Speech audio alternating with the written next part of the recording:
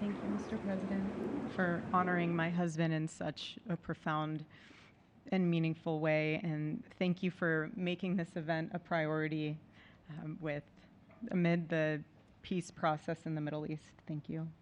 Very grateful. Charlie always admired your commitment to freedom, and that's something that both of you shared. So thank you. Your support of our family and the work that Charlie devoted his life to will be something I cherish forever, so thank you. To our gracious First Lady in her office for making this event possible, thank you as well. It's beautiful. To Vice President and the lovely Usha Vance, your friendship has been an unbelievable encouragement. Thank you. And to all our friends and family that are here and watching from all around the world, thank you for loving us. Thank you for praying for us and for believing in what Charlie believed in. And to our Turning Point USA staff and the Charlie Kirk Show staff, we love you more than you could ever know. And to the Turning Point USA chapters that are watching all across America right now, you are the heartbeat of this future and of this movement. Everything that Charlie built, you guys are the legacy holders of that. You are living proof that his mission did not die with him. It lives through you. And Charlie always said the next generation will decide whether freedom endures. And because of you, I know that freedom will endure. It will. And today we're gathered not only to celebrate Charlie's birthday, but to honor a truth that he gave his entire life to defend, and that's freedom. The very existence of the Presidential Medal of Freedom reminds us that the national interest of the United States has always been freedom. Our founders etched it into the preamble of our Constitution, and those words are not relics on parchment. They are a living covenant. The blessings of liberty are not man's invention, they are God's endowment. Charlie lived for those blessings, not as abstract words, but as sacred promises. He used to love to journal about this topic all the time, and with such a heart postured of gratitude. And he believed that liberty was both a right and a responsibility. And he used to say, freedom is the ability to do what is right without fear. And that's how he lived. He was free from fear. He was free from compromise, free from anything that could enslave his soul. His name, Charles, literally means free man. And that's exactly who my husband was. He was a free man. And from the time I met him, sitting across from him, being interviewed on politics and philosophy and theology, anything that Charlie loved, any topic he loved, and I just saw the fire in his soul, and there was this divine restlessness within him that came from knowing God placed him on this earth to protect something very, very sacred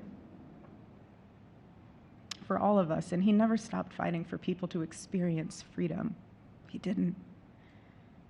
Charlie often said that without God, freedom becomes chaos. And he believed liberty could only survive when anchored to truth. And I remember in one of his speeches, he told the audience that the opposite of liberty isn't law. He said it's captivity. And that the freest people in the world are those whose hearts belong to Christ. But what's so powerful is that Charlie had the ability to communicate so brilliantly across all generations. And he reminded us that in a world that tells us freedom is doing whatever you want to do, the real freedom is the power to live freely and to do what is right. And in one of his journal entries, he wrote that he wanted everyone to know that you can't have liberty without moral responsibility. Freedom divorced from faith eventually just destroys itself. And what's so fascinating about all of this is looking back these past 12 years of Turning Point USA and his mission, there's almost this veil of sacredness. Because what I realize is that while he was building an organization, he was also building a movement, one that called people back to God, back to truth, and a movement that was filled with courage.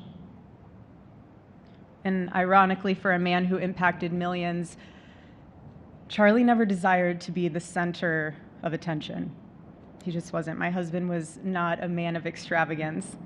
He loved simple but deeply meaningful things, truly. He loved his late night walks. He loved buying more books than he could ever read because he felt there was no such thing as a book budget. And he loved being able to read to our kids the same bedtime story on repeat because he knew it was their favorite. But to him, that was special. And he loved to sit in the sun on a Saturday morning with his cup of decaf coffee, and his phone was off because he was honoring the Sabbath. And for him, it was that moment to catch his breath and just be in peace because he was unreachable at the moment. And he preferred quiet birthdays. But that never stopped me from telling him. I told him every single year, I said, baby, I love your birthday. I said, because it's the day that God knew the world couldn't go another day without you.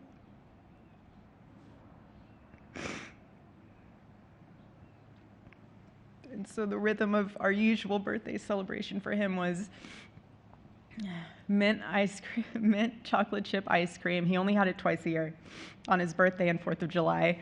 It's just, and then after that, it was back to work as usual. But last year, his one birthday wish was to see the Oregon Ducks play the Ohio State. And they won. Oregon won that night. And it was by far one of the most memorable nights of his birthday experience of his life until today. And so, honestly, President Trump, I have spent 7.5 years trying to find the perfect birthday gift for Charlie. And it's so difficult. And those of you that have spouses or loved ones, you know how difficult it is sometimes to buy a gift for someone that you love, because he wasn't a materialistic man, so that also did not help. But now I can say with confidence, Mr. President, that you have given him the best birthday gift he could ever have. Thank you.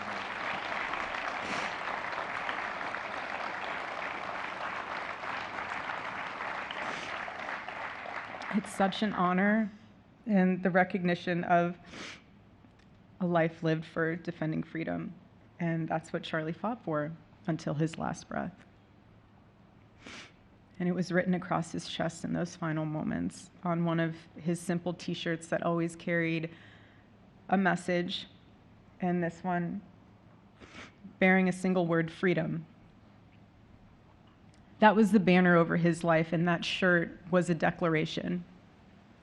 The same declaration he made in every speech, every campus visit, every time he shared the gospel at a church, every sleepless night that he would spend praying for the youth of this nation and planning for the future of our country, and just impressing upon them that when we defend liberty, we defend the soul of our nation. My husband never told anyone what to say. He never did. He never told anyone what to say. He would just encourage them to think. He would encourage them to think outside of the traditional political labels. He would want them to think in a way that was anchored in wisdom and truth. But he would never tell anyone what to say. Charlie wasn't content to simply admire freedom. He wanted to multiply it. He wanted to multiply freedom. He wanted young people to taste it and to understand it and defend it. He wanted them to see that liberty isn't self-indulgence, it's self-governance under God. He wanted them to see that. And every day I'd see him getting ready for work. He'd put on his cross necklace, he'd put his ring on his finger. And the boldness in his demeanor was always fearlessness. He wasn't afraid. He was never afraid. In his daily actions, whether in office or on campus or at a church, it was always without fear. That was his creed. That is how he lived out every single day. He didn't fear being slandered. He did not. He didn't fear losing friends, I can tell you that. He didn't. He didn't care. He stood for truth and stood for freedom, and he did not, everything else was just noise to him.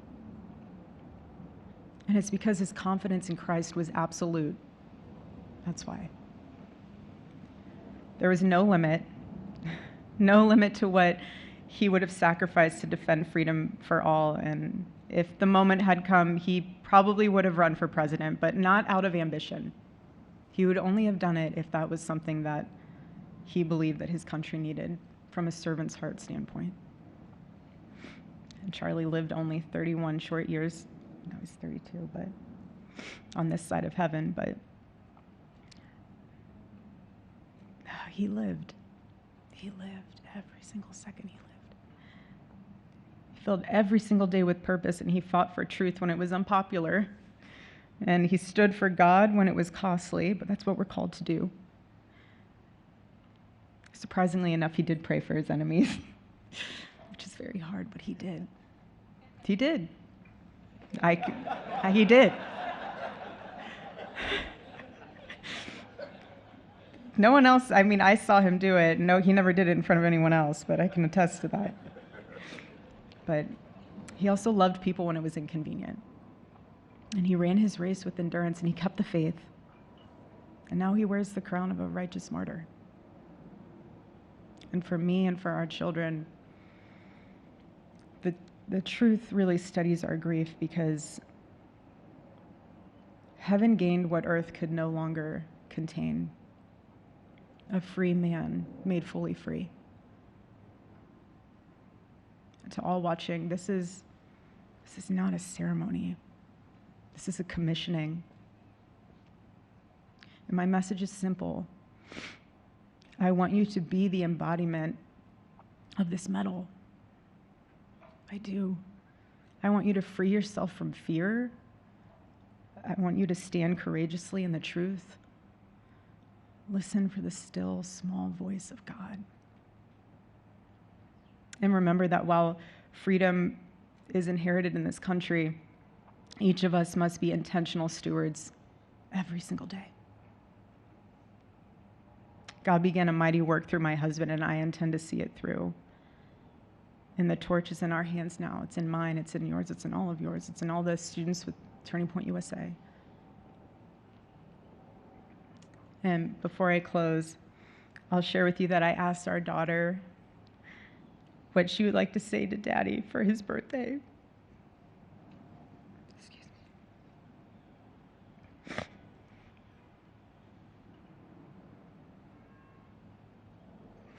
She said, "Happy birthday, Daddy. I want to give you a stuffed animal.